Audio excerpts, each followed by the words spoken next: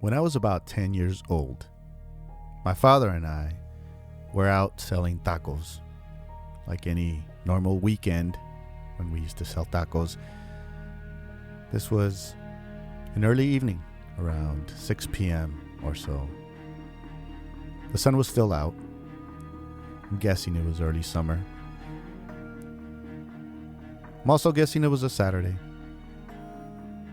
We were slow. Everything that we needed to do to start selling tacos, we had already done, so we were just sitting there.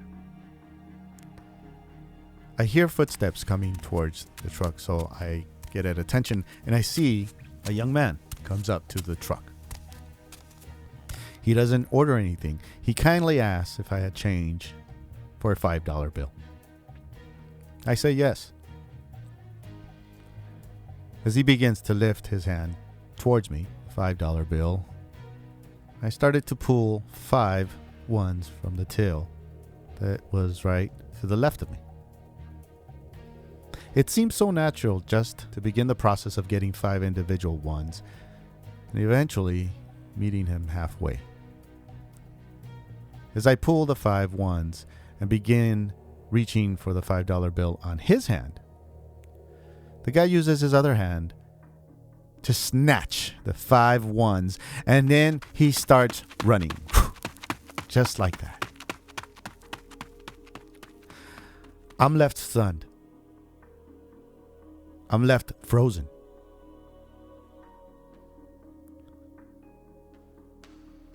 It all happens so quickly.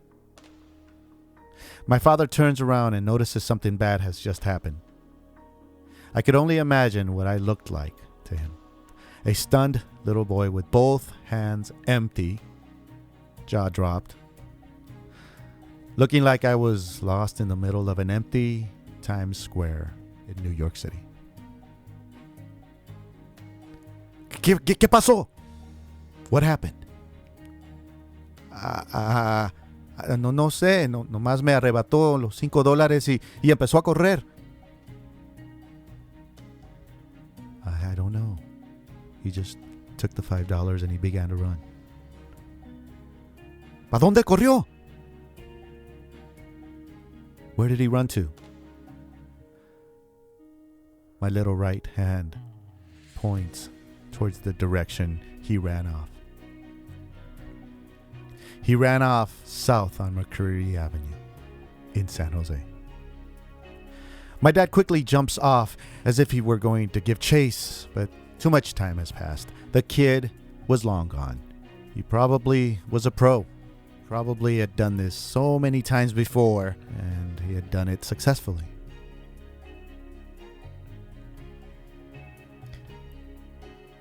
My name's Isidro Salas, and welcome to a special episode of 10,000 Tacos. As of the time of this episode, our nation has extended the shelter-in-place order for another month. As of today, not just Americans, but people from many other countries have been asked to stay at home.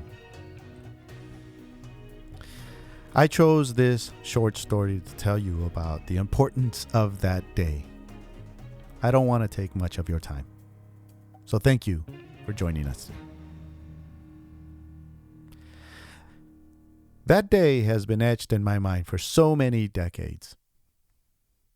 And why am I talking about it today? The answer is simple. Questions that waste time. I've always wondered what became of that boy. If I had to guess, he was probably in his late teens. I was about 10, and he was a little bit older than me, but he wasn't old. I wonder, what kind of life does he have today? Or even sadder, is he still alive? Those kinds of questions, I know, they are useless. Then I think, well, if I'm thinking about this, what impact did that day have on me? As part of who I am today, did that day shape me? Now, I wasn't harmed, physically at least. My father didn't berate me or punish me. I don't wear those scars of that seemingly normal day. Of course, people in taco trucks don't get robbed every day. Or maybe they do. But it's not common. Or is it? Why am I talking about a day someone snatched $5 from me those many years ago?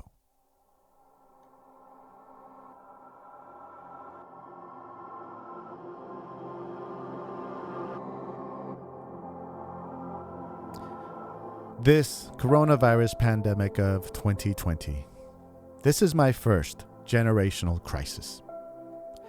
I'm in my late 40s, and I'm just now experiencing a crisis like this. Yes, I was here for 9/11. That was a national tragedy that did have global effects. If you are old enough to remember, the days when airports allowed non-passengers to greet you at the gate. Or when you didn't have to take your shoes off if there was a security screening. A few generations ago, during the height of World War II, while the Nazis were bombing parts of Europe and destroying not just buildings, but family trees, family ties, that was not my generation's crisis. I had the fortune of reading about it.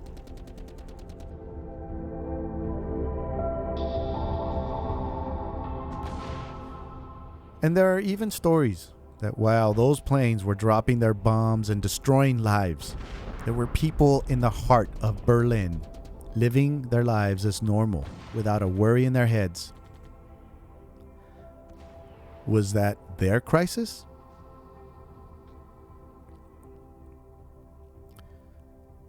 But not today. Even if you don't watch TV. Even if you don't hear it on the radio.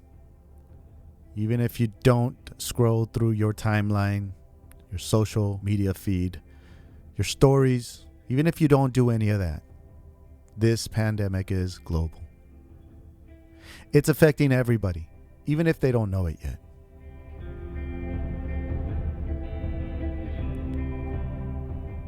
I've had many rough times in my short time here on Earth, but if I had to put a number to it, for every bad day of my life, I've probably had 10 good ones.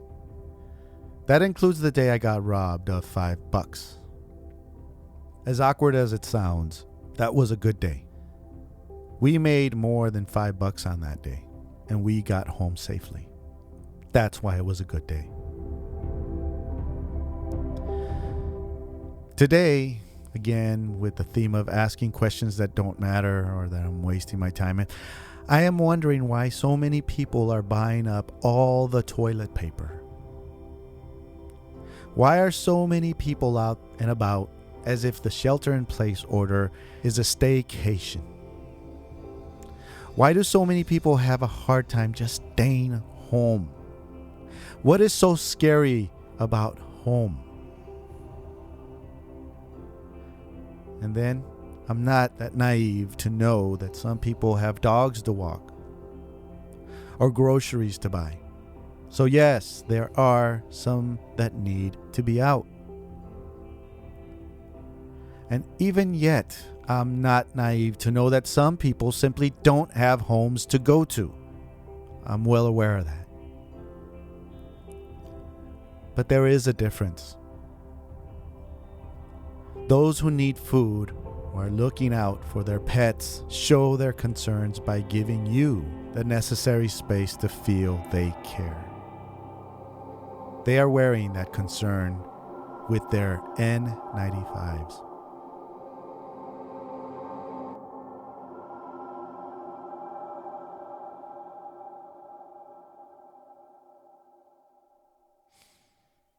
And then I'm back to the same pattern. Why did that kid steal our $5? What happened to that kid? Is he alive? What became of him? Again, questions to things I'm just wasting my time and occupying space in my head that doesn't serve me.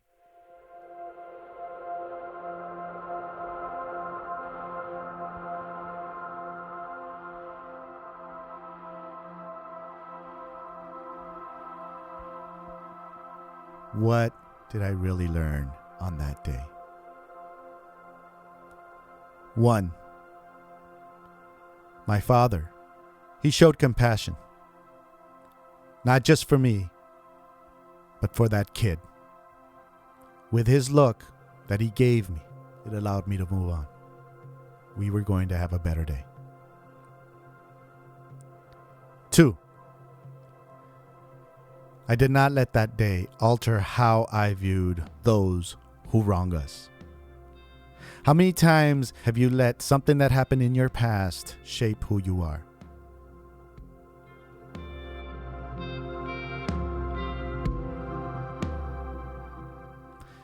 And 3.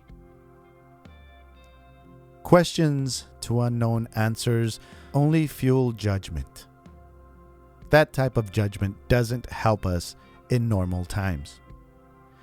What do you think it will do during a crisis?